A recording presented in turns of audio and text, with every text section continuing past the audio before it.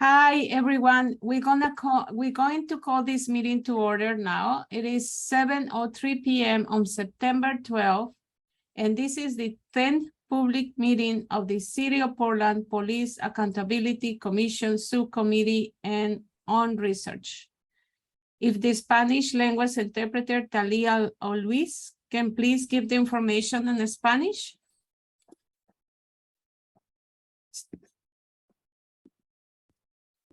Talia o Luis, ¿quisieran darle información en español? Hola, muy buenas tardes. Son las 7:03 de la tarde del día 12 de septiembre. Esta es una reunión pública. Vamos a empezar esta reunión. Y esta más que todo es la reunión pública de los subcomisionados de aquí de la policía, de la comisión. Y esta reunión va a ser grabada. Muchas gracias. The city also offers ASL interpretation, which is being provided by Andrea and Amanda. You can pin their video feed if that is helpful to you. Finally, the closed captioning is turned on in Zoom as another means of assistance. But please note that this is an automatic captioning service and is not always accurate. The city supports access to meetings of the Police Accountability Commission and can provide other language support as well.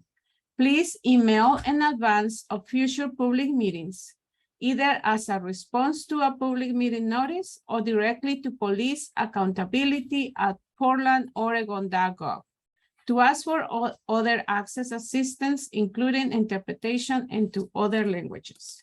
This meeting is a public meeting subject to the City of Portland Administrative Code and Oregon State Law and is being recorded.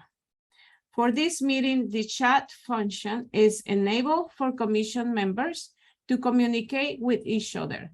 Members of the public will be able to ask questions using Zoom's Q&A feature as the commissioners are presenting and or discussing things.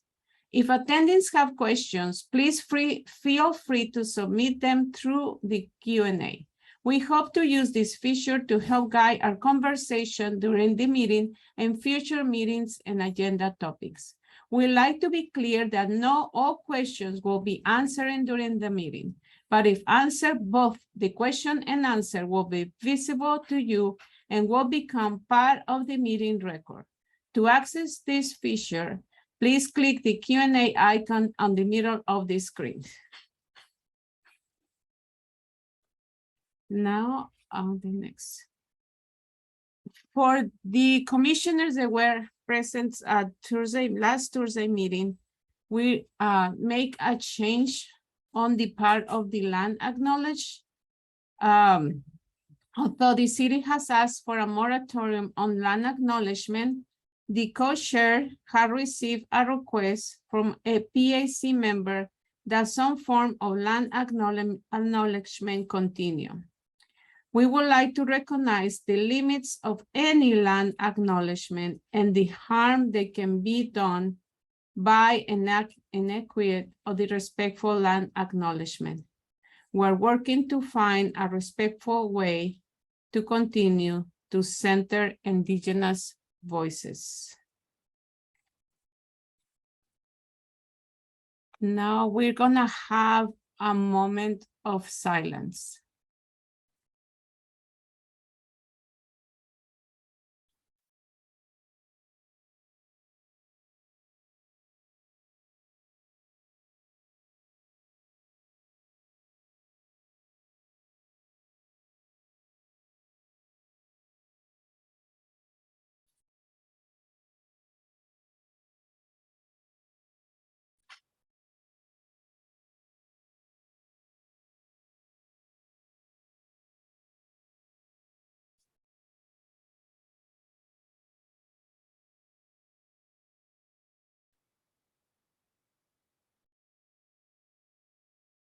Okay, let's continue with the community agreements.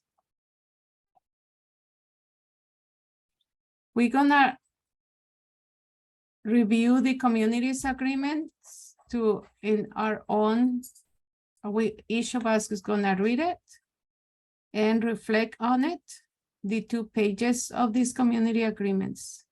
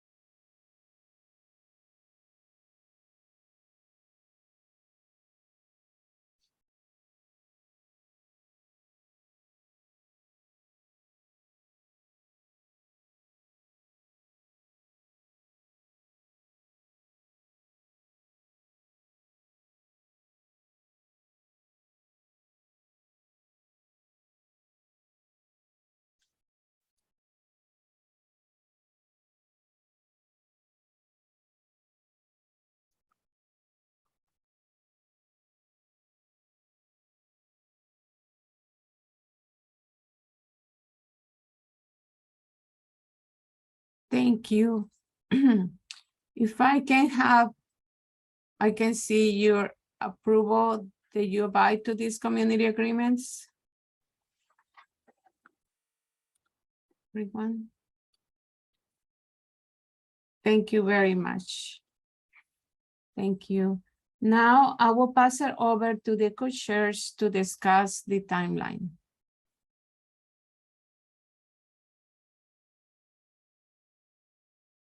Sorry about that. Thank you. I am Commissioner Angie Tomlinson. I go by she, her pronouns. And I wanted to talk about a little bit about the fact-finding phase, which we're in right now. So the commission is currently in the fact-finding phase of work, which has been extended into early September, into mid to late September. This phase of work may need to be extended further based on the timeline of the subcommittee. The phase includes hearing from from key stakeholders, identifying barriers to accountability in Portland presently, and examining systems of accountability from other jurisdictions and proposals from subject matter experts. It also includes increased community engagement work. Future phases of work will develop the parameters for the new police accountability system before the commission presents that to the City Council in 2023 for their consideration and approval. If you could move to slide, are we on slide 6? I'm sorry, looks like it. Thank you. Following today's meeting, here are the next several upcoming meetings of the PAC. There will be at least 2 more meetings of the Subcommittee on Research, one confirmed for next Monday, September 19th, and the other tentatively next Thursday, September 22nd. The Subcommittee on Community Engagement events will meet again towards the end of the month. And if you can move to slide 7, please. Slide 7, thank you. This slide is the current project plan for the fact-finding phase of the Police Accountability Commission's work. It's not the agenda and it's updated regularly. This slide is mostly for members of the public to be able to understand how the commission gets from now through the end of the phase, which focuses on identifying areas of agreement among commission members as to barriers to among commission members and to barriers to the accountability in the current system, best practices from Portland and other jurisdictions, and suggestions to consider from experts, as well as taking public comment and meeting with key stakeholders. Today's meeting falls into the green box with the purple border. As part of completing the fact-finding phase, the full commission will consider and ideally approve the 3 documents which are listed on this page. The first 2 are being developed in the subcommittee for eventual referral to the full commission, where they will be discussed again before being approved. The third, which focuses on barriers to police accountability in the current system in Portland, as well as best practices in Portland, is being developed at the full commission level throughout this phase as well. A review of today's meeting purpose. Today's meeting agenda focuses on the first two draft documents just mentioned. It will primarily focus on practices from other jurisdictions document, including a walkthrough of the Word document. Discussion on this topic may also include finishing review of the spreadsheet tab on this topic. Any remaining time may go towards reviewing the draft areas of agreement on proposals from subject matter experts. There will also be time for public comment during today's meeting.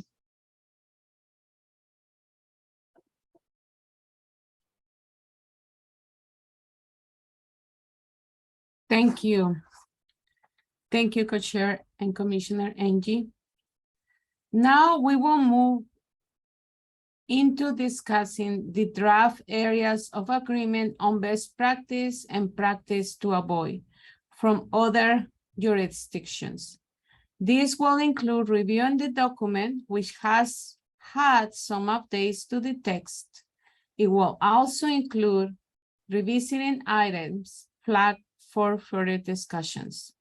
We ask you to follow the normal discussion rules. Please be brief each time you speak.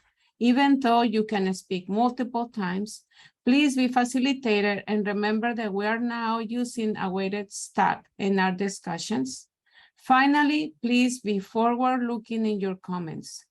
Would the co-chairs like to describe the updates to the draft, then get the discussion started? Or how would you like? I can pass it to co-chair Angie or co-chair Sophia. Sophia, I don't know if I'm seeing Sophia here. I can give a brief update as to where we are. So Sophia and I had a chance to, Sophia, and if you want to jump in anytime, let me know. I'm just describing the update right now. So Sophia and I worked on the document yesterday on the actual Word document, pulling the information from the spreadsheet and trying to join together statements to try to make the document not quite as long, but to have areas of not, I don't want to say areas of agreement, but the items that we were putting into the Word document, we were trying to combine a couple of lines, basically, information that is similar. So we would note which jurisdiction it was from and which line in the spreadsheet we were taking that from. So none of the information will get lost, but we were just trying to combine to try to make it so, you know, our 400 lines that are in the in the spreadsheet don't have to be exactly 400 items, which would have been a 250-page document probably in the document. So, and I'll pass it over to Sophia. She can probably explain things a little bit better than me. No, you did a good job. So that's pretty much the update. We just tried to summarize some of these items. So the wording is not exact, but we try to summarize them and categorize them as best as possible. So for your review for today. That's it. So. Okay, thank you. Then can staff please share the document is gonna be revised? Yes. Welcome, Commissioner Lovisa. I just saw you.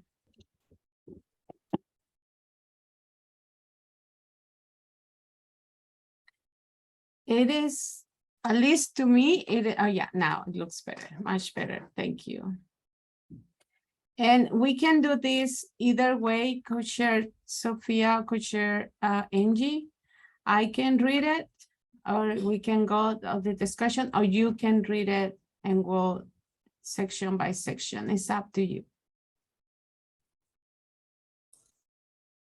I can read it for now.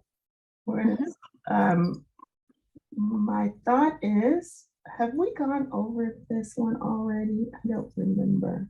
I'm going to ask staff kind of to help. We have gone through it. It may be helpful for the first category and a half in detail. it may be helpful to just read the bolded portion for those parts and then get into the deeper look at when we get to the next 4 categories after that. Okay, because I thought we went over these two. I just wanted to make sure I wasn't missing something. And So, there are a couple changes that are just adding items that were not yet combined in for the first category now. okay, thank you. So for policy, for our first category policy, the oversight body is empowered to take input from community members on board policy, policing policy issues. Is there any items for discussion here? Can we move on?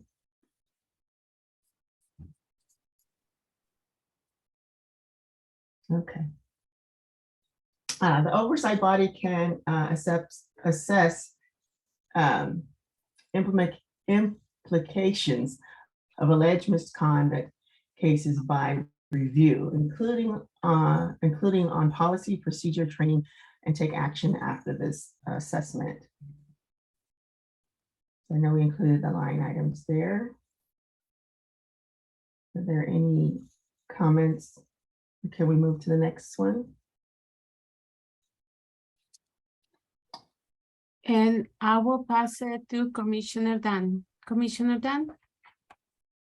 Yeah, well, last time I asked that the individual cities be listed separately in separate lines, and that's been done. I think that's very helpful for readability.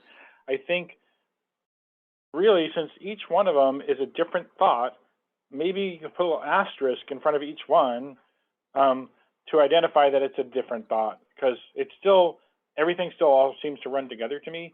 And just, you know, my original proposal was to make a table out of it, but maybe if you can just put an asterisk for each different city or each different option that we're offering up to the rest of the commission, it'll be even clearer that these are, you know, similar but separate ideas. That's just my proposal. Thank you, Commissioner Dan. Okay.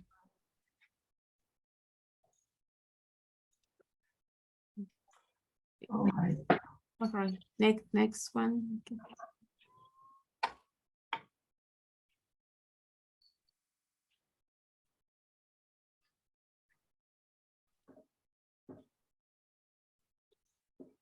Okay, A3, the oversight body has authority to make recommendations regarding policy and training.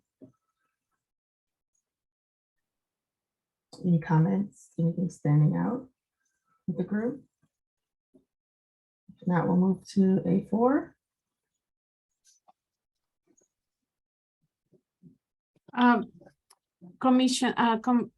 Co-chair, we have a comment, let me see, that we should address in this document from last meeting. Okay, oh, sorry. That's okay. The comment was done by Commissioner Debbie.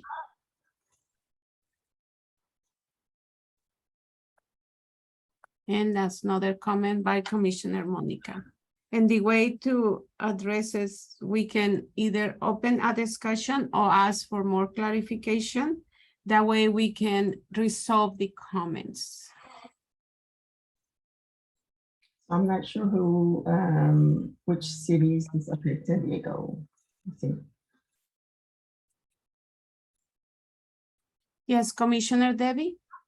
So I'm guessing my comment over there on the side relates to the fact that in some jurisdictions, I think, you know, so they can make a recommendation, but whether or not the police department has to accept it and implement it is a sort of a separate question. And, you know, my memory, I researched Oakland, and their oversight board has a lot of authority. You know, when they make a recommendation, the police department has to accept it. If they don't want to accept it, it goes to city council, and I forgot the rest of the details. But so I think that was what my question was about, because I think each place probably has a little bit different approach to how the police department, to what extent they have to take the recommendations from the oversight body and implement them. Thank you, Commissioner Debbie. And Samir, staff. Mhm. Yes, hi. So just wanted to clarify, there is a category. It is the second to last category, so it may be a very long time until we get to that in this public meeting conversation. So just to flag that, which is entitled Chief/Police Commissioner required to implement / respond, which relates to practices associated with that. So that's more of a general comment, but if it's a question about the specific 4 jurisdictions mentioned in this item, I don't know that that would cover it, but if it was a general question, I think that's more where that can potentially be implemented, but or combined, but right now it's separated. Thank you. Oh, thank go ahead. So my thought was, Monica also had one, but my question, she wants to know what happens when they reject this, why, and do they say why? I don't know who in particular was who researched these jurisdictions, but if they can provide answers, that would be great. If not, let's wait and review. Sorry, someone say something. If not, let's wait and see at the end of the document if it addresses it and we need to come back to it. So how's that sound for the group? Good. Okay, thank you. A4, the oversight body sets policy for the police department.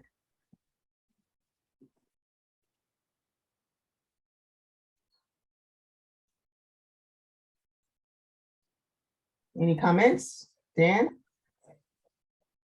Yes, so I forgot to introduce myself, Dan Handelman, he, him pronouns, member of the commission and the subcommittee. The first paragraph is 2 different thoughts, which I think, again, should be broken into 2 sentences separated, since what happens in San Francisco is different from what happens in Oakland. So I think it'd be better to just separate them as we, it'll be clearer when we bring this to the rest of the commission that they're not the same. Thank you, Commissioner Dan.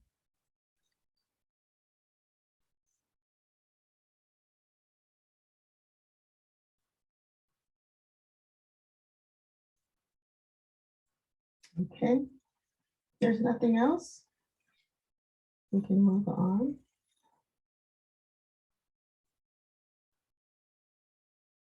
On A5, oversight body has staff unit focused on policy.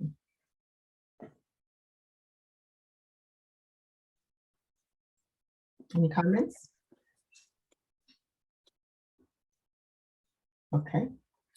Move on to B. Board jurisdictions in case authority. And B1, oversight body has defined authority over misconduct directly affecting the public. And Co-Chair Sophia, there is one comment in this, Commissioner Monica. Okay. Commissioner Monica, would you like to comment about or say something about your comment? Well, no, go ahead. Go ahead. I'm not sure what that was referring to.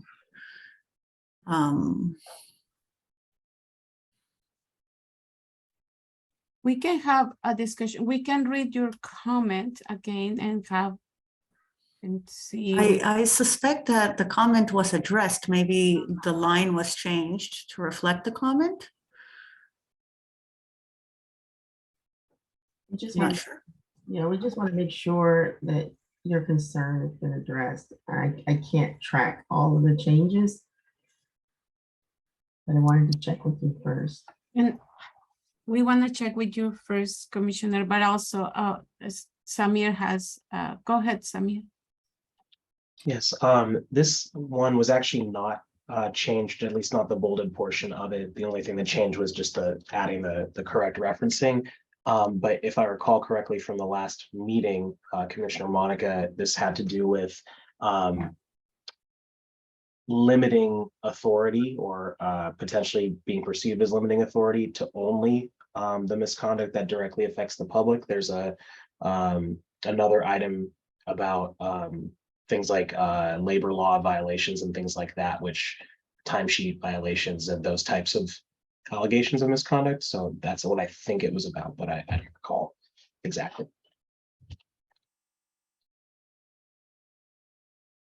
Thank you.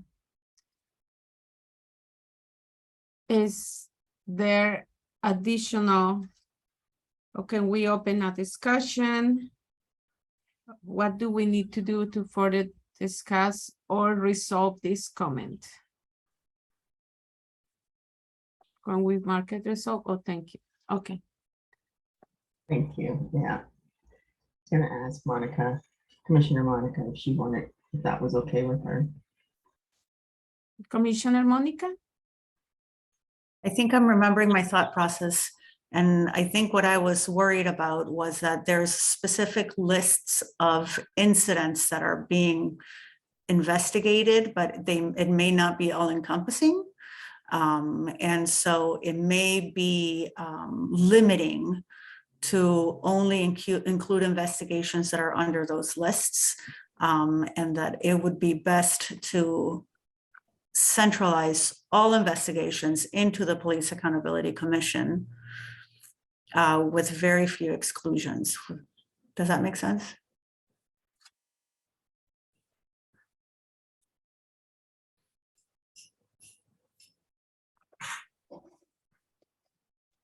Commissioner Dan? Thank you. Yes, Commissioner Arce, I agree with you that that would be a good thing. The current charter says that this new board is going to have authority over certain cases, and they can decide if they want to have other kinds of cases. So it might be worthwhile to have a list that is open-ended, that doesn't say this is all you can do, but these for sure are things you should investigate. And so having these lists from these other jurisdictions will help us formulate that list. I liked your idea, but again, we're taking what we see from other places and we're presenting that to the rest of the commission, and we can have that discussion about how we want to word it when we get to step 2, next step, right? That's correct. Thank you, Commissioner. And now I will pass it again to the co-chair, Sophia. Yes, so I'd just like to just recap it. Commissioner Monica's comments are great. I appreciate those, and that right now we're just putting out what other jurisdictions have done, and the comment stands for us when we get to Portland, when we do our own jurisdictional code. So is that okay? All right, thank you.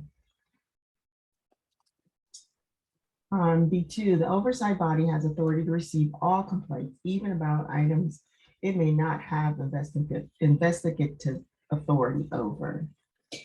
Kind of what we were talking about already, right? Yeah, and we have another comment by Commissioner Monica.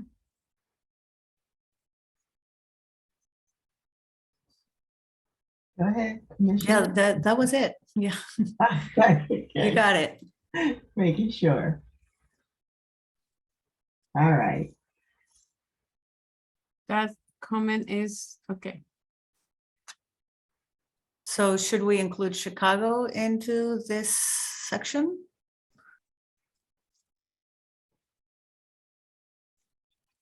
Okay.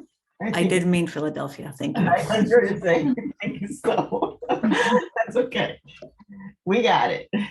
Thank you. All right.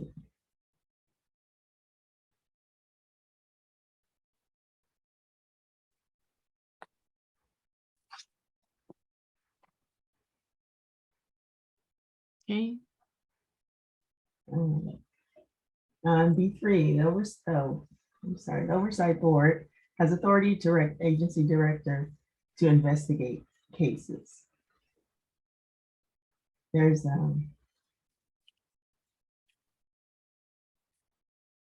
yeah, direct agency director. For some reason, that sounds kind of a little choppy, but I get the point. Any comments?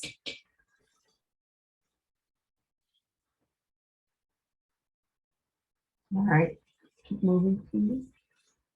Before the Standing Civilian Police Accountability Board receives complaints, appoints civilians to a civilian charging committee and to any necessary trial boards, reviews all data regarding complaints and submits an annual report each year to the local council.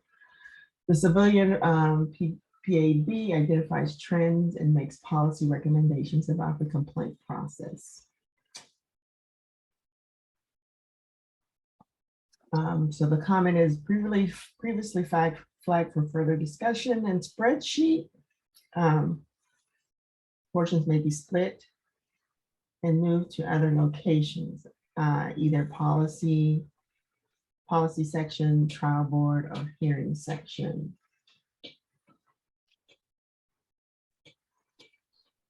Any comments on the comment? Or suggestions on the comment?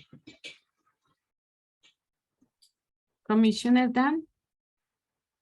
Yeah, I think for clarity and streamlining, I think it would be great to take the stuff about annual reports to put it in the reporting section and take the part about making policy recommendations into the policy section so that we're only talking about the authority to investigate in this section. So I would, I support that comment, which I think I made. Thank you, Commissioner. So we can do that. I don't see, is there any objections or any comments to that change from the group? Okay. Commissioner Lovisa? Sure, I wrote this language and I support this change. I also I did receive the email this morning. I just haven't had a chance to look at it, which I think might kind of clarify some of this, sort of breaking it up. If there's a part of it that I think is like a good practice,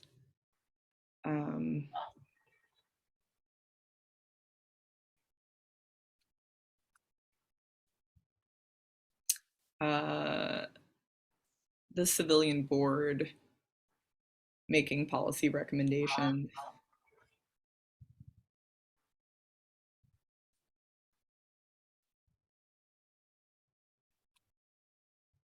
And then some of this is really just so situational. So.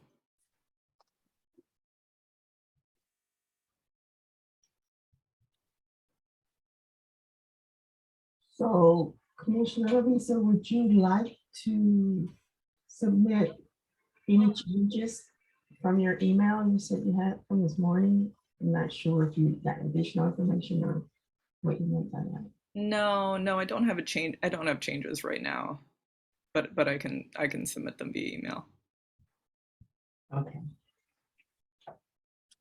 Thank you, Commissioner Lovisa. All right. Moving to B5, board has authority to send cases to the district attorney, grand jury, or other authority for criminal investigation.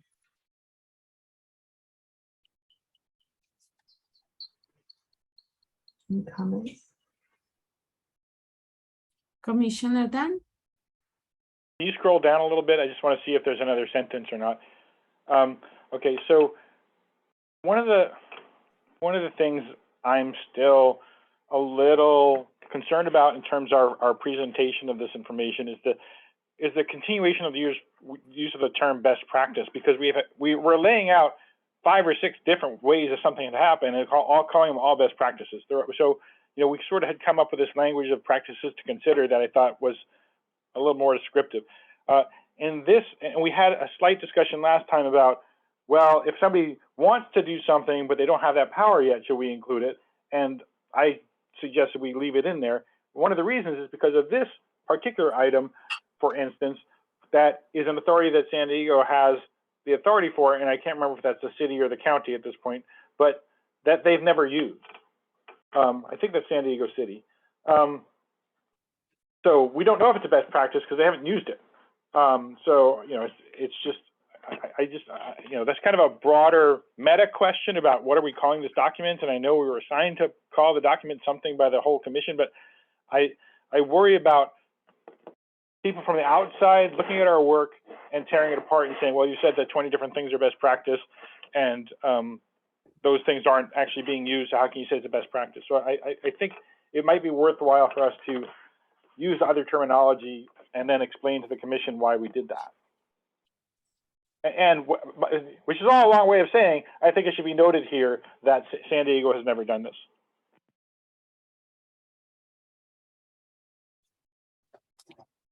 Thank you, Commissioner Dan.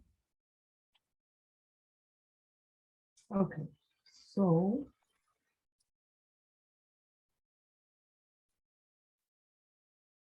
just gonna wait till Scott cleans that up.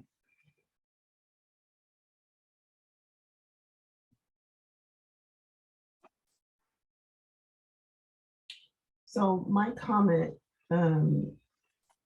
partially is if staff can scroll to the title of the document. I can't remember how we just want to make sure. Areas of agreement on best practices. Want to make sure what we're saying. Areas of agreement on best practices and practices to avoid from other jurisdictions. So going back to what Commissioner Handelman said, and one of these other comments, there are so many different things, and we're basing this on a recommendation. We're areas of agreement rather than as a possible best practice. So maybe we'll look at that titling a little later on to address that. Oh, sorry, Commissioner Sophia. Commissioner Debbie has raised her hand. So I keep trying, I can never remember this, but I just looked at that booklet that the Department of Justice did on civilian oversight that was released like within the last year or so. The term they use is, they have a whole chapter called best practices versus effective practices. So that's another one we might want to throw in the mix as a possibility. So to decide whether we think the idea of effective practices or practices to consider are, you know, which one sounds better to us. Thanks. Thank you, Commissioner Debbie. So we're going to continue. Just keep that comment in mind as we go through our subsequent draft. All right. So, yes, support staff. As a comment. Yes, thank you, Co-Chair Sophia. Just to clarify, and this is something that the co-chairs actually did, but we were there supporting, staff was there supporting. In this event where there were multiple ways in the spreadsheet to handle the same item, the way in which members discussed, members of the subcommittee on the September 1st meeting talked about combining things and trying to simplify and synthesize. And so the way in which that was synthesized was by finding commonality, by the co-chairs sort of identifying the commonality between the different ways to do something. So if I can give one example, the top one here of defined authority over misconduct directly affecting the public, that was the commonality identified in these different overlapping lists of possible misconduct allegations that the different jurisdictions could investigate. And so co-chairs identified that as the commonality, and that became the best practice. And so there's no conflict that way. There's just a commonality and a synthesis. Yeah, thank you. Thank you, Samir. Oh, and sorry, I hit the wrong button there. Also, the question about the terminology is something we'll put in the garden plot so that it is not forgotten. Thank you. Thank you. We can continue, Co-Chair Sophia. All right, so we will, on section C, make up of the oversight board. The oversight body is large enough to be representative of the city's population.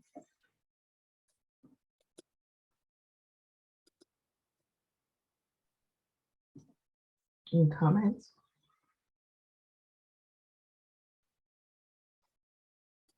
All right, let's move on. On C2, board members make up. Commissioners, Co-Chair Sophia, sorry, Commissioner Dan raised his hand. Commissioner Dan? Yeah, thank you. So, well, it says here totals range from 5 to 23, and it doesn't seem to me that we would be recommending that 5 or 7 was enough to represent the diversity of a community. So, I don't know. I mean, those numbers don't match what the overall bolded title says to reflect what our staff person just said to us about how those were created. So I don't know if there's a way to just note that here without making it a separate line item. But you know, I think if we're presenting this to the rest of the commission, I feel uncomfortable suggesting 5 or 7 as the number of people on the new board. I don't think that's enough people. That's not a recommendation. That was just what was in those jurisdictions. Just to say each jurisdiction had something different. Maybe 5 is good in another jurisdiction. I don't know. I'm just this, you know, I did this one particular myself, and I just said membership total ranges instead of saying each, you know, instead of just pulling out certain ones. That's just the range. It ranges from 5 to 23, and all these is there listed. DC is 5s. Each city is listed with each one. So that's just giving more information. You can take it out and not have any of it.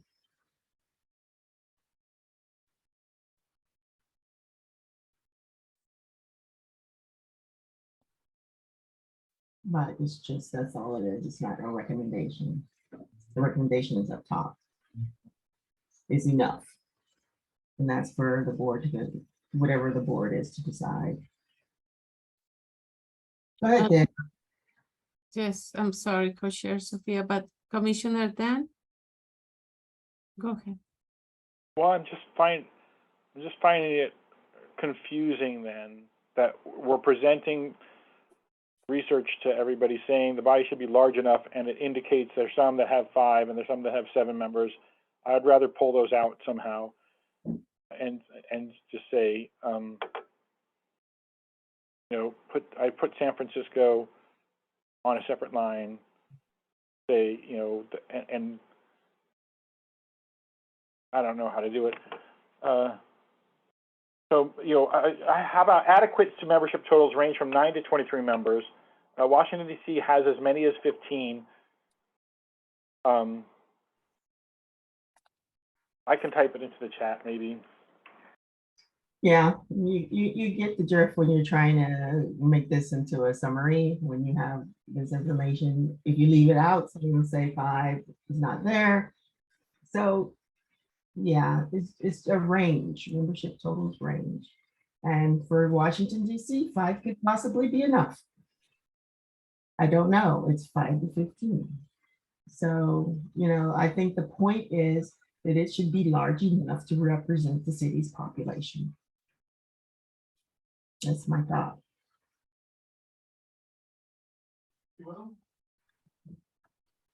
Okay. Thank you. Thank you for the notes, Samir, and thank you for your text in the chat, Commissioner Dan. We can move to the next one. Okay, C2. The board members' makeup should reflect the demographics, geographic, and diversity of the community. There was no additional information, that these were just comments made by each of these jurisdictions. And I will pass it to Commissioner Monica first, and then Commissioner Dan. Thank you. Philadelphia definitely did this. And what they did was they required a certain number from each precinct, police precinct from Philadelphia to be represented in the commission. That posed some difficulties for them that I explained in my email earlier today to everyone, because some precincts didn't want to participate as much as others. And so it made it difficult to pick people. Some precincts were had more interest in participating than others. And so the candidates weren't, the precincts that didn't have enough participation, their candidates, the people that wanted to participate weren't as high quality as from some other areas. So that's where that became a little hard. But Philadelphia definitely did this.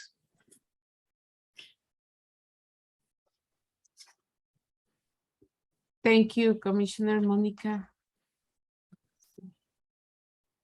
So Commissioner Monica, I haven't read your email from today, so that's there. We will include that in there. We just didn't have time to put it in there for this draft.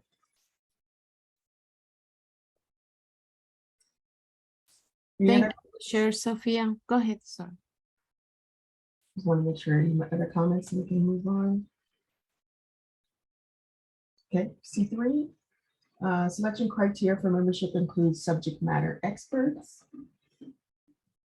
Brooklyn River in Seattle mentioned this.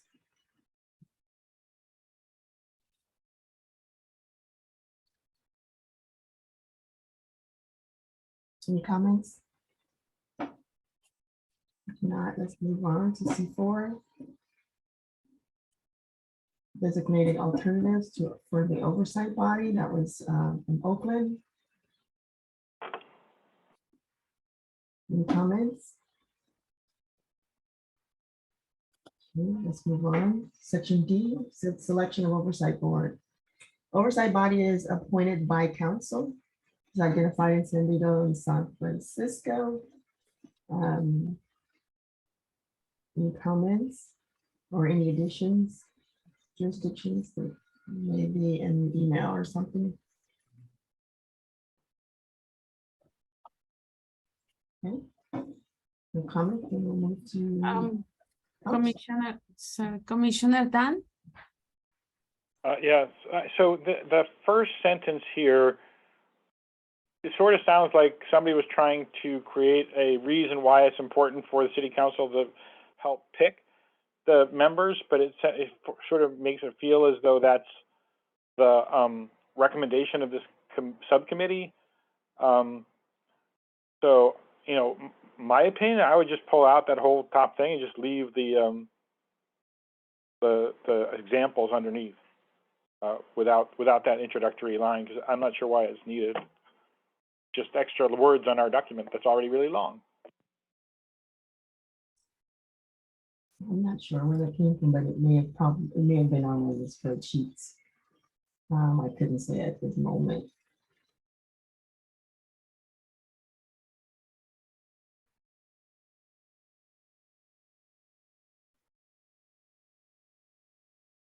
Okay, moving on. D2.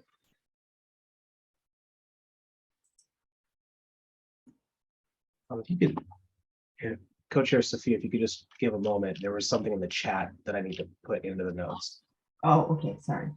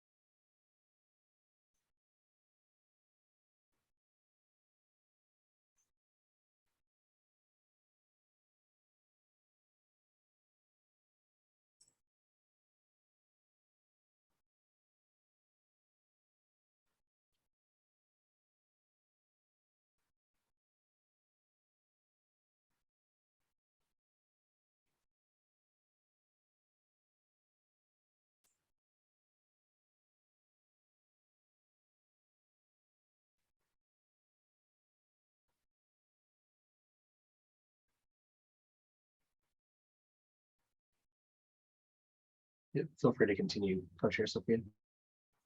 Okay.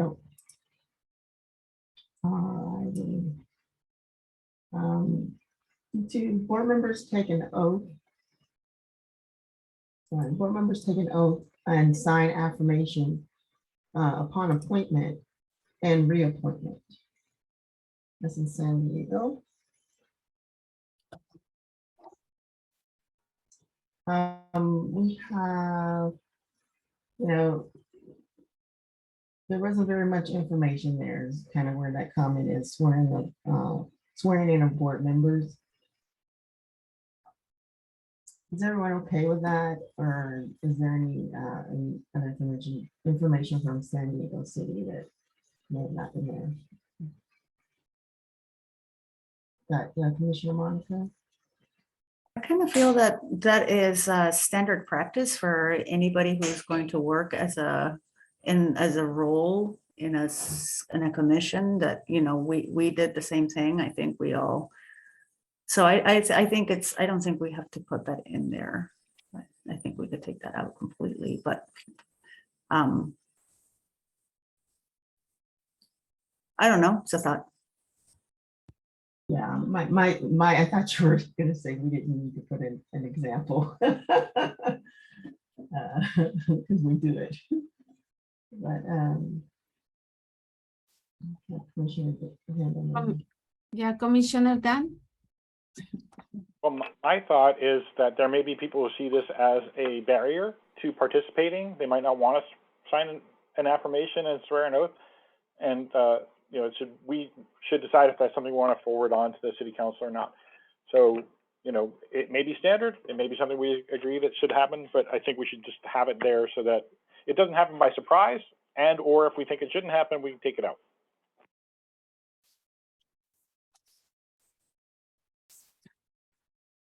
Are there any additional comments on D2? Because I would like to go for a break after the comments, and we pass before passing to D3.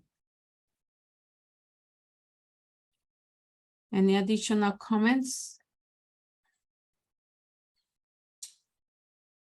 My only comment is that, these are, I don't know if I'm trying to just get my words together. Recommending this and saying that this is something that we found as being a good practice or possibly good practice. I think it should stay in there. I don't know whether it's standard or customary for other jurisdictions, but I think it was probably put in because it's something to consider. And I think that's the gist of it. Thank you, Co-Chair Sophia. Any additional? No? Okay. Is 7:57, will return at 8:05. Okay, thank you. Let's continue with the meeting and to review the document. Co-Chair Sophia, would you like to continue? Thank you.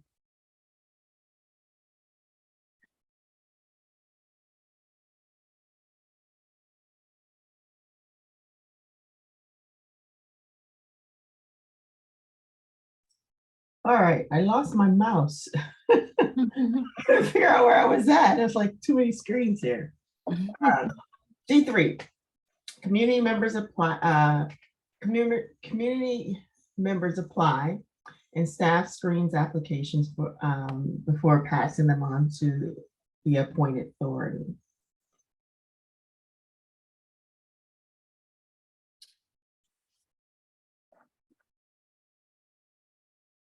Any comments? Yes, Ms. Oh, go ahead. Commissioner Debbie. So I don't understand why, like, Denver's a partial best practice. I mean, it seems to me, I guess my personal comment on this is I would feel better about a process where not just the staff is in charge of doing it. Because the thing I kind of like about the Denver thing is that they actually have community members involved in screening the applicants. And I mean, in the end, I'm pretty sure that the city council or mayor or somebody like that appoints them, but there's a public involvement in the selection process. And actually our citizen review committee that we have right now has public involvement in the selection process also. I mean, they don't make the final decision, but they get to help screen and interview.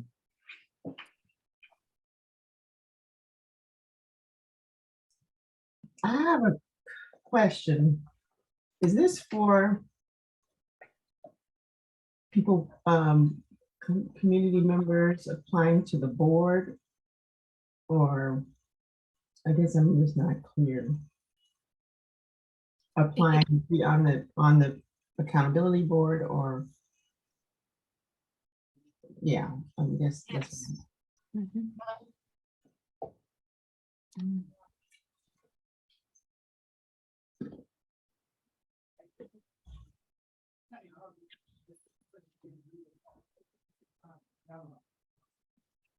Is there additional comments? Yeah, Commissioner Debbie?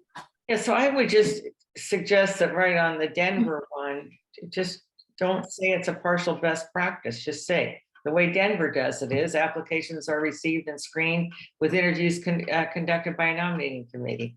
I just say what it is instead of judging it. And you could possibly do the same for Philadelphia. we can just say Denver and just delete its partial best practice. Mhm.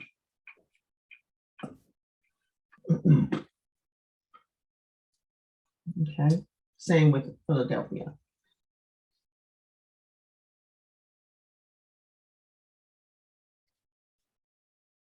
And that will resolve the comments, or at least part of the comment, correct? Okay. Thank you, Commissioner Debbie.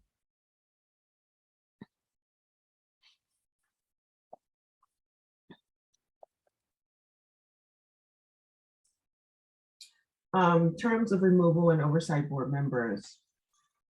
Members serve staggered multi-year terms.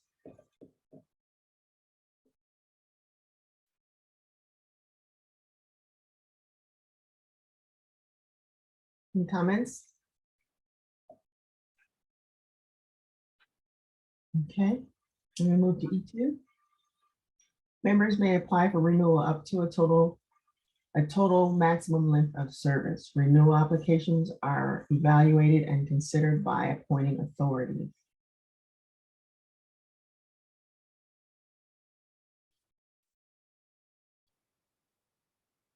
Comments?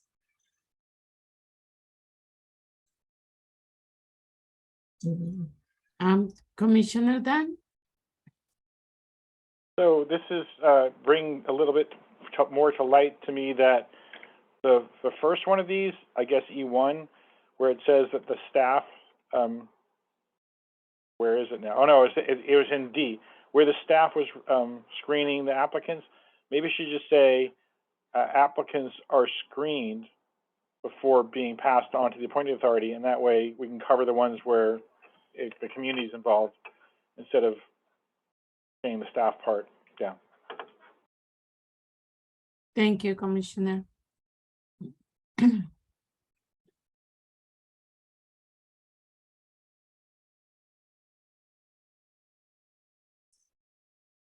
Okay. So any comments on E2?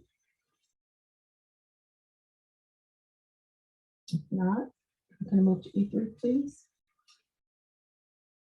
The oversight body has defined criteria for automatic member removal.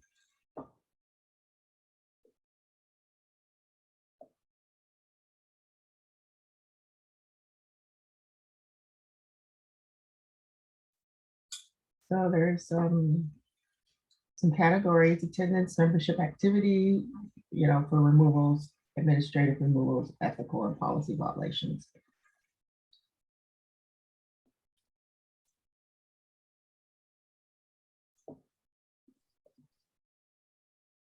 Any comments? If not, let's move to E4, please. The oversight body has defined authority and criteria for discretionary removal or referral to the appointing authority for removal. It's done by vote by board members and board of supervisors. Those are the two options that were for the two jurisdictions. Comments?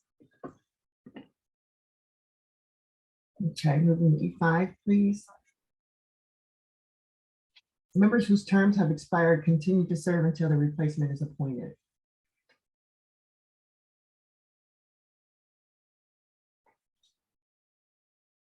Comments?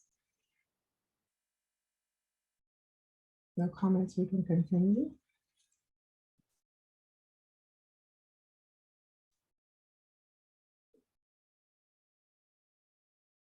Okay, we can move on. Hiring and firing. Did I miss something?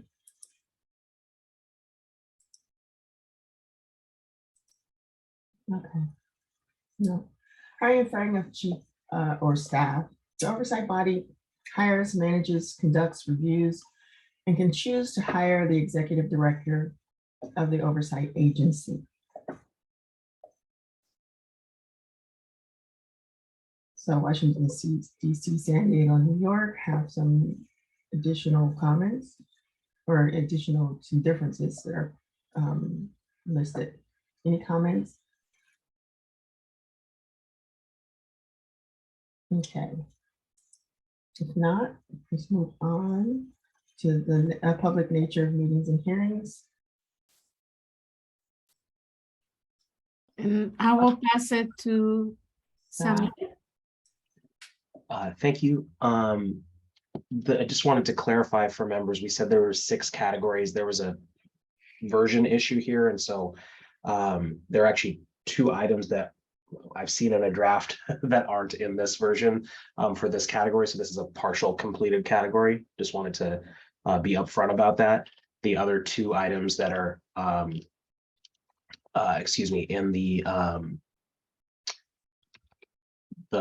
this section, this category, what's the word is the authority over hiring and firing the police chief or involvement in that process. And there was another one on the inspector general position, which exists in some jurisdictions. So that's the 3 items that go into this. And I can't speak to why the only one is here right now. Apologies for that if it was on our part, but I just wanted to clarify that that's why it's just got 1 item in it, and we'll be able to revisit that next time we go through this. Thank you so much. Thank you. So we'll move to public nature of meetings and hearings.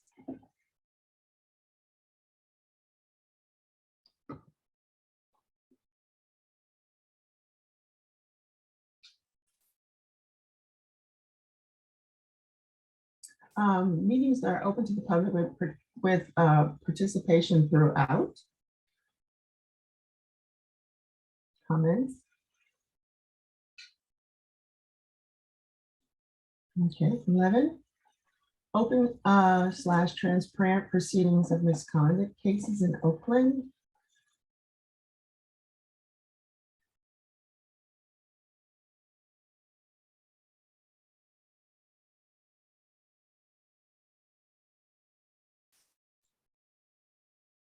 Yes, Commissioner Debbie. So on number 10, that seems more like a justification evaluation type statement. Maybe it should just say the public is an integral part of the system and is welcome to offer opinions and participate at full commission meetings and in subcommittees. you say that one more time, please? Okay, I would say the public is an integral part of the system and is welcome to offer opinions and participate at full commission meetings and in subcommittee. In other words, just make it a statement of fact instead of like a value judgment. So I'm gonna, Does that make sense? yeah, I get what you're saying, but I'm not sure what was in the spreadsheet is why I'm going. I don't, was that you? Oh, remember we wrote kind of what it is, and then we had to write justification. And it could be, because I did this, and could be, my brain was scrambled when I did it or something. So, but now that I see it here, I realize that it would be better just to say what it is as opposed to say this indicate that this sounds like a good thing. Okay, so we'll just say the public is an integral part of the system and welcome. Yeah. Okay, we can do that. Let's see, any other comments from? Yes, Commissioner Dan? So on the next one after that, the one about Oakland has, did we read this into the record already? I'm getting a little lost. We're on 10. Oh, I thought you read, maybe I read ahead on number 11. I'll save my comment for when that's read into the record then. Yes, thank you. Yeah, we're on number 10. So we're going to go back. The public is an integral part of the system and welcome to offer opinions and participate at full commission meetings and in subcommittees. So we can go ahead, staff, and just change instead of should, and then feel that one. And I just want to remind everyone that all of them are in the spreadsheet. Everything is in the spreadsheet. Okay.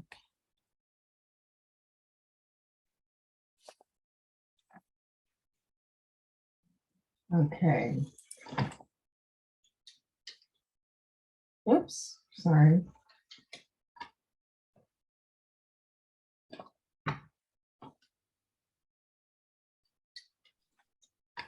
What's going on here?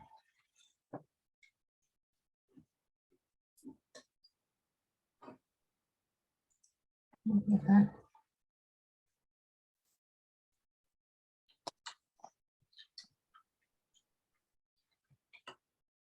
All right.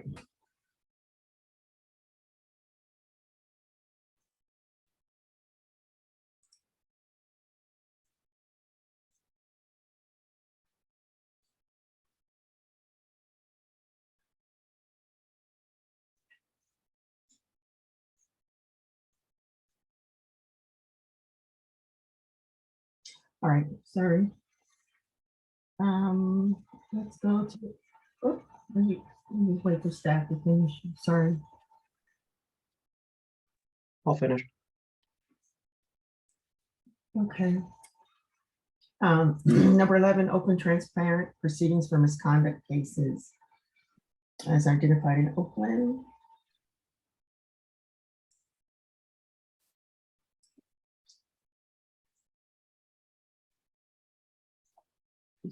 And Commissioner Dan? So this is another example of one of the aspirational things that we have in this document that's not actually in practice. And I'm racking my brain. I don't know if we have in the practices to avoid all the cities where there are not open hearings, but I think that many of the jurisdictions that we researched, there are not open hearings, unlike in Portland, where at least have these appeals that are in public. Can any of the other participants in the subcommittee point to a jurisdiction that we researched that has open hearings when it comes to the misconduct cases?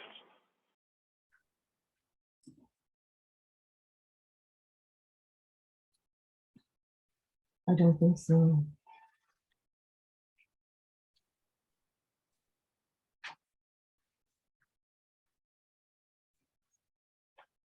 Okay. Let's see, staff. I wanted to see what we have left on this section and then see if we can circle back to some of the items on the spreadsheet. Oh, yeah. There are 3 items left in this section. Okay. So we'll finish this section and then we'll circle back some of the items on the spreadsheet that were flagged for further discussion, see if we can clear those up with the group and decide whether we want to put those in or not.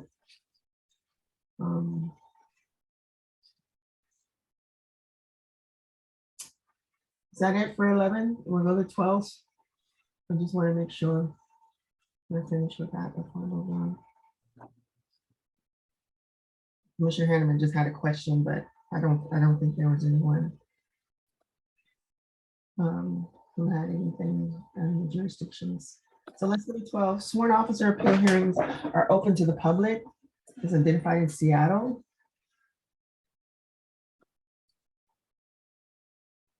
And I just want to also comment that these ones that we're reading right now aren't ready, but we're gonna flag, it can get flagged for further discussion if we want to, when we review this spreadsheet. We're gonna read it right now, but we can flag it as a further discussion.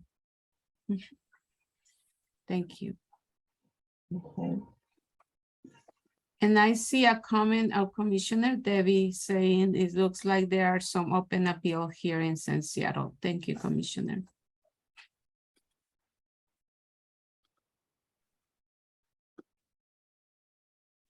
Okay. All right. For staff to finish.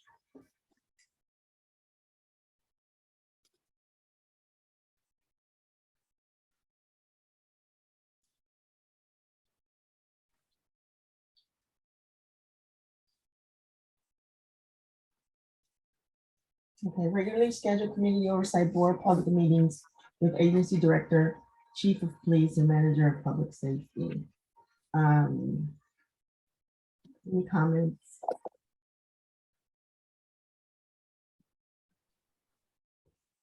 Okay. If not, we'll move to 14 and the proceedings of the trial board are open to the public except in certain circumstances such as. I'm sorry, Co-Chair Sophia, Commissioner Debbie raised her hand. I'm sorry. I'm sorry, Sophia, I did it like, right at the last second there. So that one also that I'm responsible for feels like it's a bit of a the Denver one about that thing where I have this phrase about give the oversight board and public the opportunity to discuss critical issues. I just wonder if that also sort of sounds like a value judgment, and so maybe instead it should say the oversight board holds open public meetings with leaders in public safety and let's see. How about if I try rewriting that and put it in the chat? Would that be more efficient? Okay, yeah. Good. All right, thanks. I know you're kind of on the spot. I know I'm not that good about getting it all back together. Okay, yes, I will. Thank you.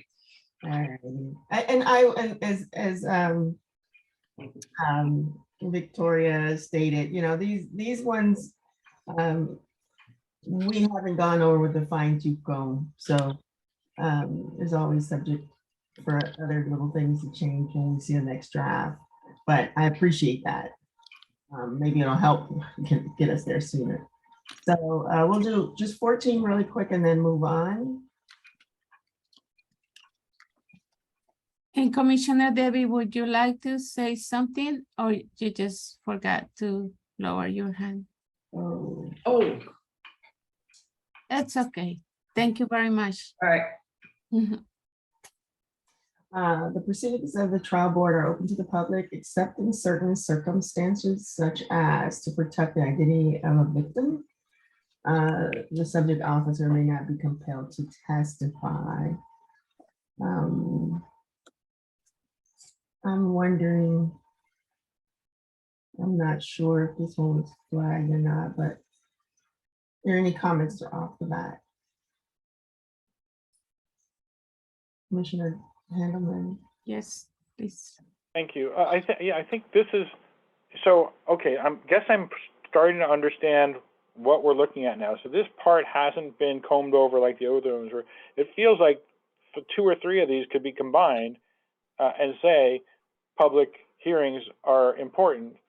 And then the one from Seattle that was just read in, and the one from that we're looking at now from Maryland could be in that too, as examples of open hearings, right? Except there's some exceptions. So they seem to all be examples of public meetings, although Oakland is an aspirational one. Am I making sense? Yes, yes. That's why I told you we hadn't gone over these ones already. But getting the comments now are very helpful.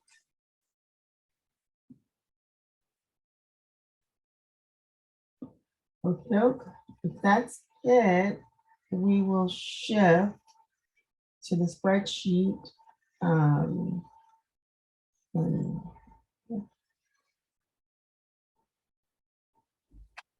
You could just give a moment. I'll put that item from the chat and then switch over to the spreadsheet. that's okay. And while you're doing that, I just like to say that, you know, there's going to be more wordsmithing. So they'll be surprised the next draft if things look slightly different, but we're trying to keep the same content. It might be some needs to condense some of the comments on them. Yes, Mr. Handeman. Okay, so on that note, there was an item before where there's a blue square that said, you know, information to be filled in later. Did that indicate that the details that are in the spreadsheet are going to be copied and pasted in? Because there are some places where, like, I feel like the list that we discussed earlier of the kinds of misconduct the boards have authority over was very helpful to ponder what we want to do here. And then it was the question of diversity, and there are lists specifically of what kinds of diversity we mean that were not included. So are those going to be added in? That's my question is. For example, there are other examples, but that was a specific one that I noticed. Yeah, I do know what you're talking about, the blue boxes, and I'll let staff answer that really quick. Yeah, for this, as a general response, I believe the answer is yes, based on how the co-chairs have been doing it. To the question about the one item that was flagged as with the blue box, the demographics, geographic, and diversity of the community, I believe is the phrase. In that, I don't believe there were justifications to those items in the spreadsheet. And so as a result, that's why it was a placeholder text to allow for co-chairs and staff to request from the original members who suggested it for inclusion in the spreadsheet to give any rationale or additional information. There was a little bit of additional information for Philadelphia specifically on the geographical side though. So which Commissioner Monica had offered. Thank you, Commissioner Dan. So I can't scroll back up in that document, but the example that was given from one of my spreadsheet items, when I went to that item, well, it says DH010. The Charter of San Diego City requires taking into consideration sex, race, and geographical area, so the membership shall reflect the entire community. So there are specific criteria listed there, and I think that's going to be important for us to, you know, when we're trying to consider which aspects of diversity have to be reflected for us to have those ideas from those other jurisdictions. And I think there is language in the charter already about some of it, but we might want to see if there's stuff that we have to add. Thank you.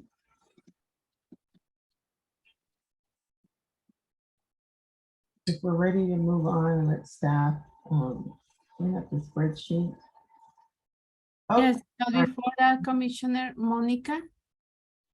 2 meetings ago, we talked about if we could have an index so that people could use it to reference easily to different sections of the document. Are we still considering that?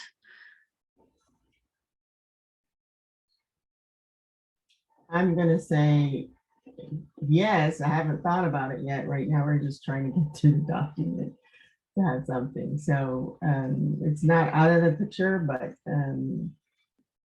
they are the references to the spreadsheet there as additional assistance. If there's some, because when we start combining and summarizing, inevitably some things are going to get left out. So the references are already there so that anybody needs to go back. But in indexing as like a, I don't know what I want to say, like a term paper, like you put the, you know, like, I don't know. We'll have to get there. We'll have to see what happens when we get there. Right now, we just want to get the content. So, yes, Commissioner. Okay. Oh, sure. I remember us talking about this, and I think that she meant more like not like an index or an appendix that goes at the end, but more like an index or like a table of contents that went at the beginning. Yeah. Yeah, I think that's what I was thinking about when I said a term paper. Okay. But something short. I don't think not something necessarily that. Right, there's definitely going to be something. I don't know. I just didn't want to get hung up on that right now with when we need our content. So we have Monica again. Yeah, just a quick, I think what is leading to that comment again is that the categories, some of the categories are thoughts on a concept and other categories are referring to different cities. And I think it'll help us to have an outline or a table of contents, because it will help us to clarify what the concepts are and not necessarily related to a city. The information about cities should be in the body, not in each category, is what I'm thinking. And it'll help to clarify that. It'll make it more of a map. Yes, I get what you're saying. I do believe we have full intentions of doing that. But thank you for your comment. So let's see how much time we have left. We need to 25 minutes. So I'll just go to staff and just, you know, I think there were a few items that were flagged that, because we don't have a lot of time, but there's certain ones we want to get to. So since I can't see the full spreadsheet, hold on, give me a second. I have to move boxes around. So I can see the full spreadsheet. So this is a spreadsheet with just the items showing that are flagged, that were previously flagged for further discussion, so that members can choose to have that further discussion right now. Okay. So I will make a preface on this before we start. Things that are flagged for further discussions do not necessarily have to be in the document. If they are something that the group finds is important enough to put into the document and to thresh out, that's what we'll do. So I'm just letting you know that you don't have to push on these if they don't work. If it's something that is unclear or we need more time to think about it, it's okay if, you know, the group decides not to include that in the document. So that's my preface. So before, as I said, before I start, I will ask, is there some burning further to discuss item that the group wants to discuss, given that we don't have time to go through all of them?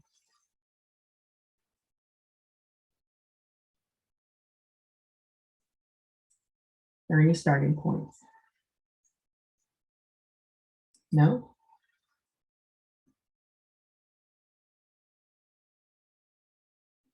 All right. Well, then we will just.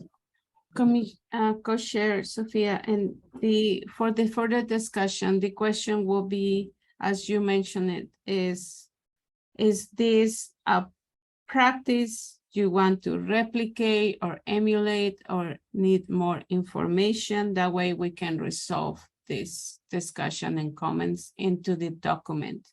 Remember, because we're not voting for this document today, we just need to improve the document, right? We improve the document and make it as clearer and better as possible.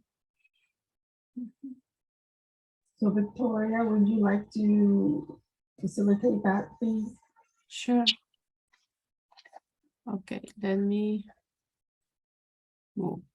The first item is makeup of Oversight Board. In Oakland, alternative members are appointed at the same time as active commissioners. They can serve on the commission's ad hoc committees and work on policy and other issues. It was suggested by Commissioner Debbie and Flag. Is this a practice that would you like to replicate or emulate for Portland accountability?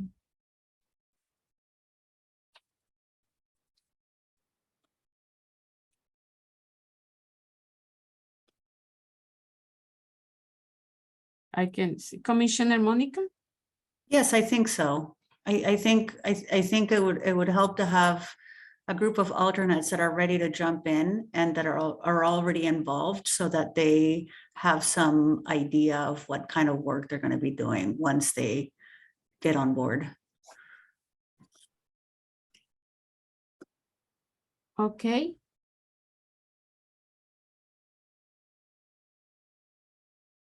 And I will ask Commissioner Dan, I know you expressed that you want to, but because we need, I guess, more information.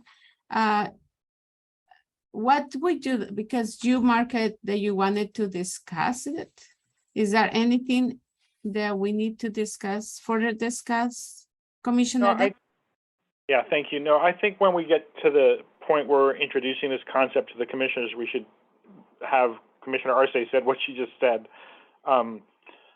That's all. I just want to make sure that we don't just leave this as a possibility of what the members can do. It should be something more active about engaging them, but that's more conceptual of what we would like to do, rather than what we found in the research. So it's fine the way it is. Thank you, Commissioner. We go to the second one. They say selection of Oversight Board. Board members cannot be public officials or employees. Public officials at time of appointment. And it was flagged to further discussion by Sophia. Commissioner and Co-Chair Sophia, is there anything you want to add or clarify? I would add that we had some members on our commission already that were city officials, public employees.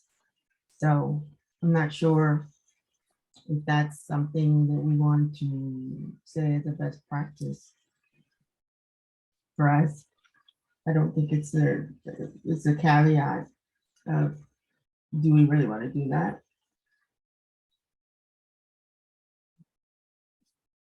Commissioner Dan?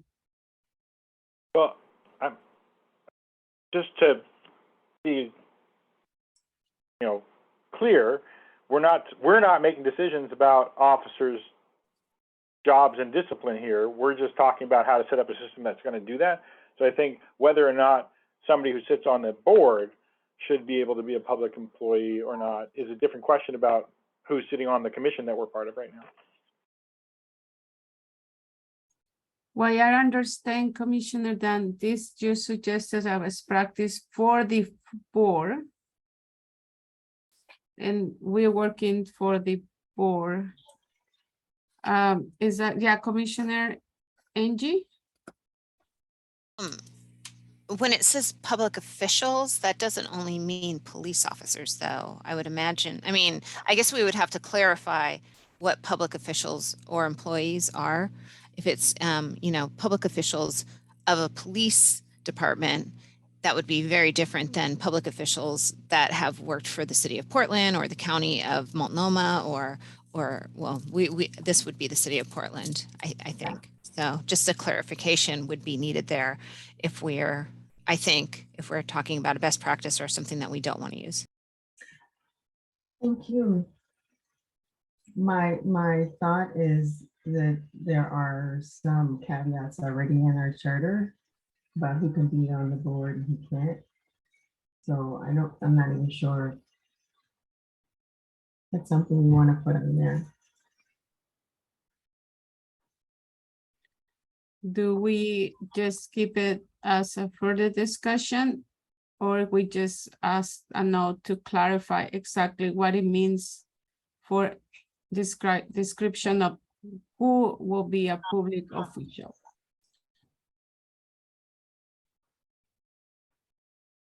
Commissioner Dan? Well, yeah, charter says you can't be a current or former law enforcement employee, but I think if this commission wants to put further restrictions on it based on what we've learned from other jurisdictions, we should have that discussion. Doesn't mean that's what it's going to end up being. I'm just saying it's something that the commission should consider because it might be something that the public tells us they're concerned about. So I think it's just something that should stay in the document. And Commissioner Debbie? Yeah, I mean, in some ways you can see that how it's possible if you were an employee of the same city that the police officer who is in a misconduct case is, you might have a certain degree of loyalty to the city where you both work. And so, yes, I agree with Commissioner Handelman that this is something that'd be great for the full commission to talk about, because we might decide it would be a good idea to put some restrictions on who's on this oversight board. Thank you, Commissioner Debbie. So my question is do we want to present this as a best practice? And Commissioner Debbie? Can we just call it, haven't we been using the terminology practice to consider also? Just sort of like, this is something to talk about. And it might be something, as we are reminded, the charter already has some exclusions for the oversight board. And the commission, this group might want to think about whether we want to expand it beyond, that would be in the code, not in the charter. So it's something that could be changed, by city council in the future. But I think I think it's worth talking about as a full group. Okay. But yeah, we don't have to call it the best practice. Can't we call it the practice to consider if we want to be less definitive about it? So, okay, I'm thinking,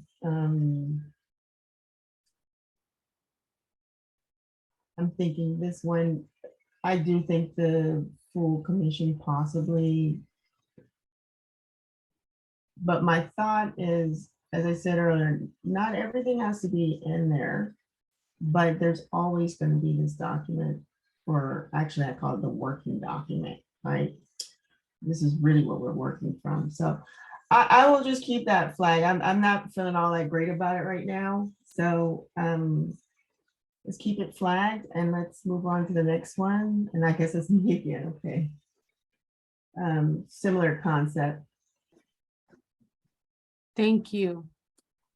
Then the next one is board members cannot be county employees, police officers must be registered to vote here in San Diego County, fill out statements of economic interest showing investments and holdings. And it's flagged for further discussion by Co-Chair Sophia.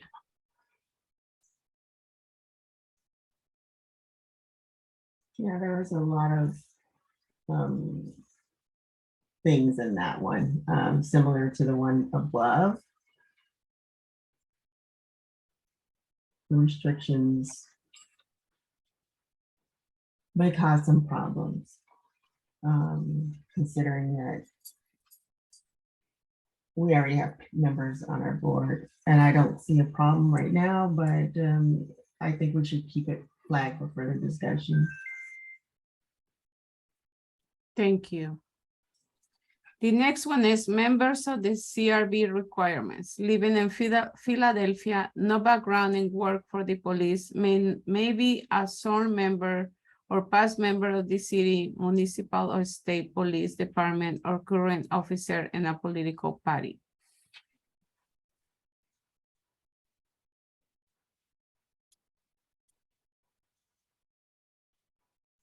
And that was also, this one was flagged by Monica.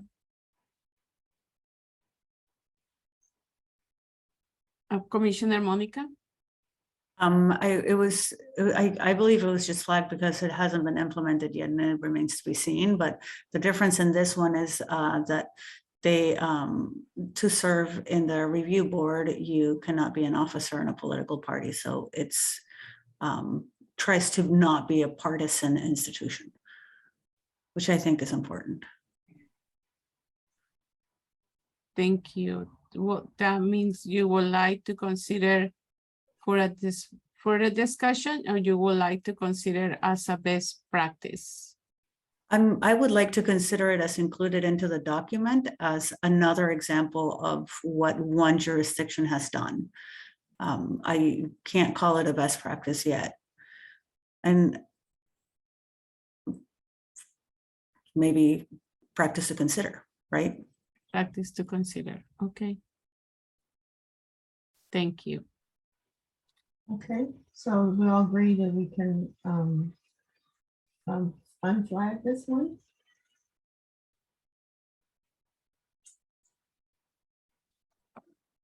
Okay. Okay, the next one is terms and removal of oversight board members. A subset of the board called the cabinet executive committee considers a person for removal. The person meets with the cabinet before the removal is put on an open meeting agenda of the whole board. And also what's flagged by co-chair Sophia. So my concern was with this one is the powers of this, this board who decides who's on this board, and giving, I don't know. It just seems to me that the full board should have a say in that, and not just a select group of people. That's just my thought. Commissioner Dan? Thank you. I believe that is what it says happens, that if the cabinet wants to remove somebody, they have to turn it over to the full board. So that is what you're suggesting. But I just, kind of more broadly, the concerns that are being raised here are things where that can be debated about how we want to implement these or not in the new system.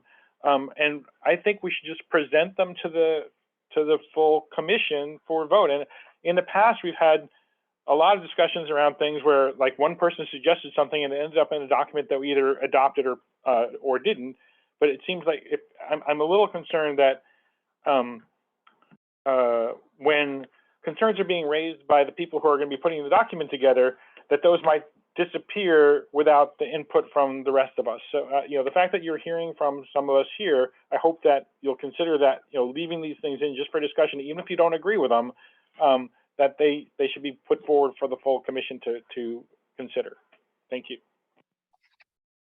Thank you, Commissioner. Okay, we will continue flagging for further discussion or to present for the whole committee. And next is public nature of meetings and hearings. Law prohibits revealing discipline to the public. And it was flagged by Commissioner Catherine. And is not sure if this should be recommended as a best practice. Commissioner Catherine? Yeah, I think we've talked a lot about the need for greater transparency, or as much transparency as we can get. And I think we've identified in our other work that the failure to provide information on the results of cases is a barrier.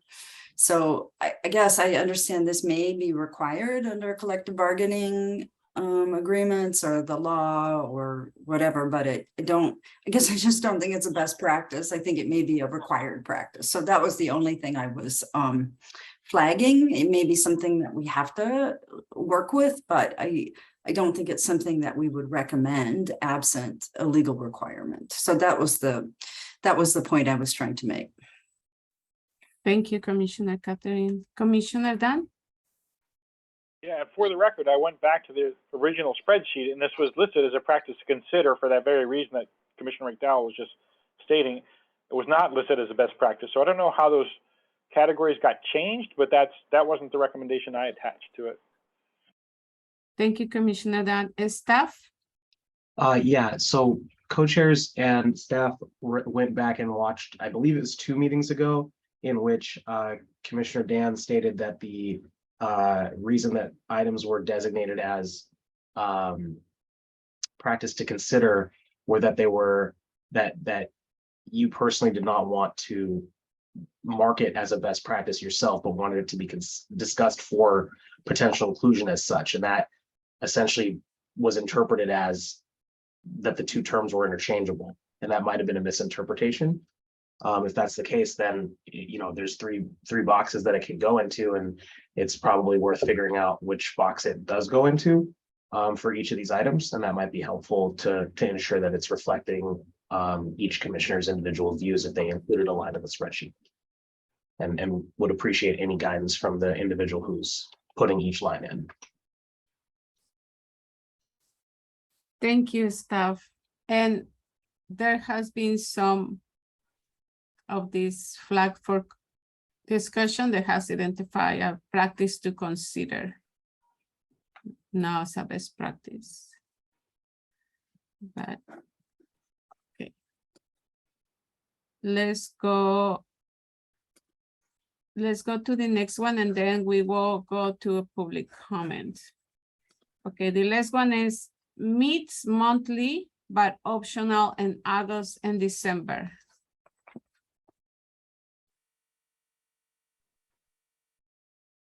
And it was flagged for further discussion. Is there? I cannot see the members anymore. Is there any comments, additional comments? I'm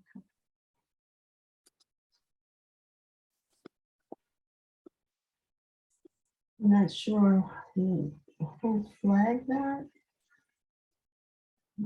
We must have, it just was a comment. So as a group, do we want to keep that flag? And I hate to say that, but I know Monica has had to pop off. Mm-hmm. So, Debbie?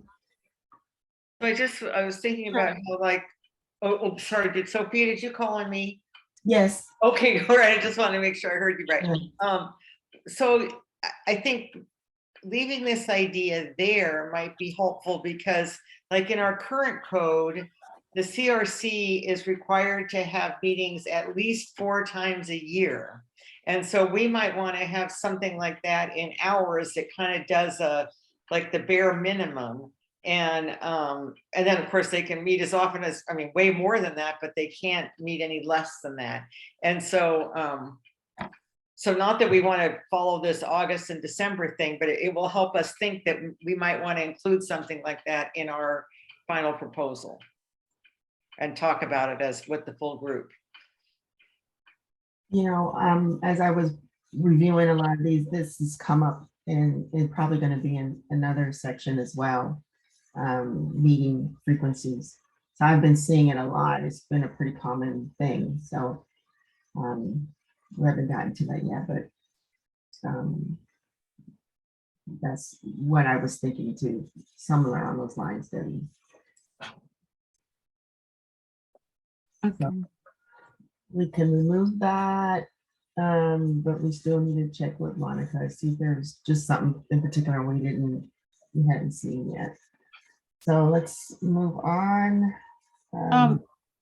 Co-chair Sophia, because it's 8:57, we need to move to public comment. Okay. Okay, we will now take public comment on the issues the subcommittee is discussing. Or community members can also tell their story about policing and police accountability.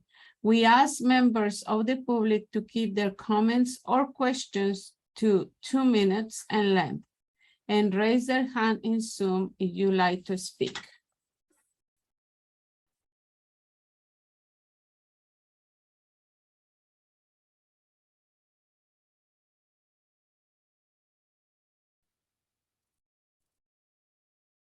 Okay, and I don't see any hands for the public. No. Okay. Then we will pass to the next.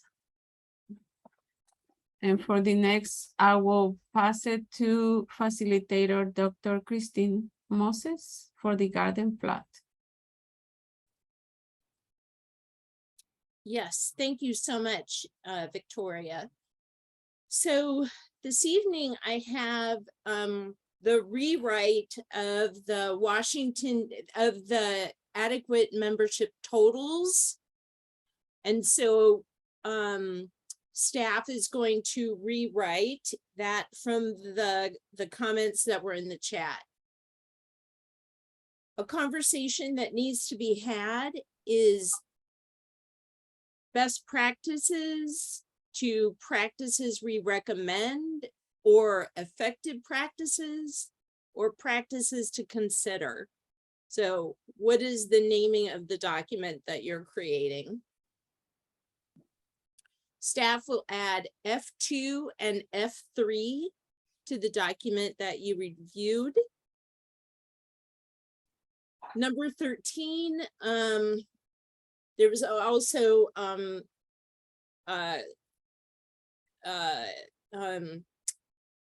words in the chat that I captured for number 13 about Oversight Board holds public meetings.